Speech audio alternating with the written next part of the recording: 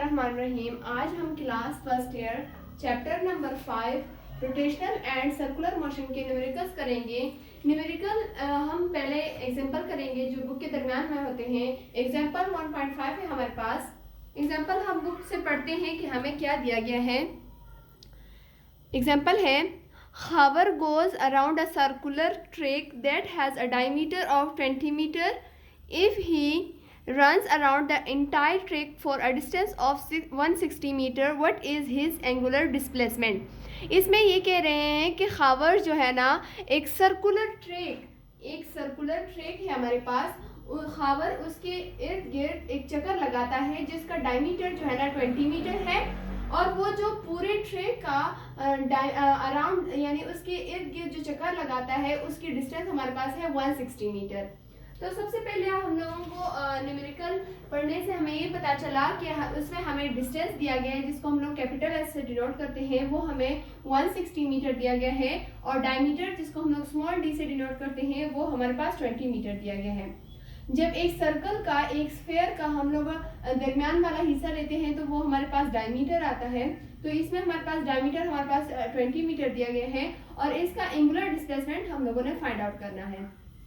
तो जब आप लोग चैप्टर पढ़ते हो तो उसमें एक अलग जो है ना एंगुलर डिस्प्लेसमेंट का एक टॉपिक है, उसी टॉपिक से हमें जो है ना एग्जांपल 1.5 लिया गया है। तो एंगुलर डिस्प्लेसमेंट का जब आप लोग एंगुलर डिस्प्लेसमेंट का टॉपिक पढ़ते हो तो इसमें से आप लोगों को एक एंगुलर डिस्प्लेसमेंट का एक फार्मूला बताते हैं जो कि है theta is equal to S divided by R. अब एस हम जानते हैं कि वो हमारे पास डिस्टेंस है और आर हमारे पास रेडियस है। रेडियस आप लोग जानते हो कि एक सर्कल है उसका अगर हम लोग इस तरह हाफ ये स्लाइस ले ले, स्लाइस हमारे पास ये जो डायमीटर होता है, अब यहाँ पर जो मैं पॉइंट लगाती हूँ ये हमारे पास डायमीटर है, इसका ये जो हाफ है वो हमारे पास रेडियस है। तो सबसे पहले हम लोग इसका डायमीटर हमें जो है ना 20 मीटर दिया गया है। अब इस फार्मूले में हमारे पास डिस्टेंस तो है जो कि 160 मीटर है, लेकिन रेडियस हमारे पास नहीं है और थीटा हमारे पास एंगुलर डिस्प्लेसमेंट है जिसको हम लोग फाइंड आउट कर रहे हैं। तो सबसे पहले हम लोगों को रेडियस फाइंड आउट करना है। तो रेडियस हम लोग किस तरह फाइंड आउट करते हैं। अब यहाँ पर हमें डायमीटर दिया गया है।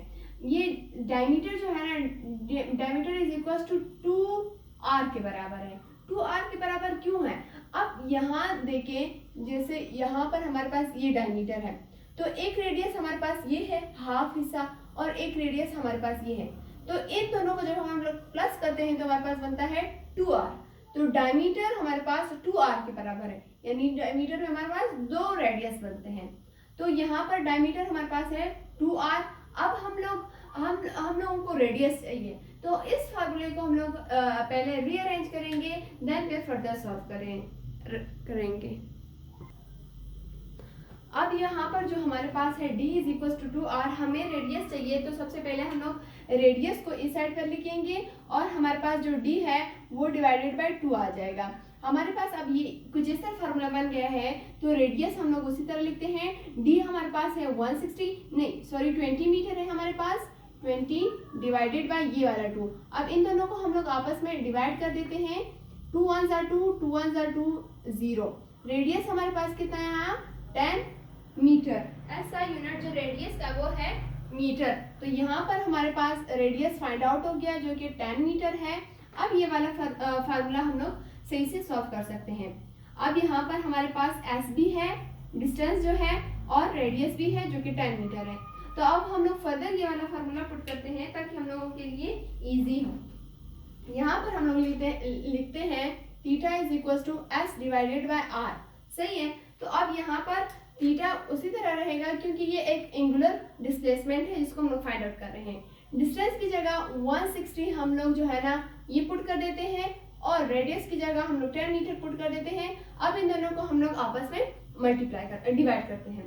अब 0 इस 0 के साथ कट गया, 16 1 पर डिवाइड करो तो हमारे पास क्या आएगा 16। जब हम लोग इस पर डिवाइड करेंगे 1 पर तो हमारे पास 16 ही आएगा। अब थीटा इज इक्वल टू हमारे पास आएगा 16। थीटा का जो ऐसा यूनिट है वो है हमारे पास रेडियन। सो हमारा जो एंगुलर डिस्प्लेसमेंट था वो भी हम लोगों ने फाइंड आउट कर दिया जो कि 16 रेडियन है। इस तरह जो हमारा एग्जांपल 1.5 है वो कंप्लीट हो गया।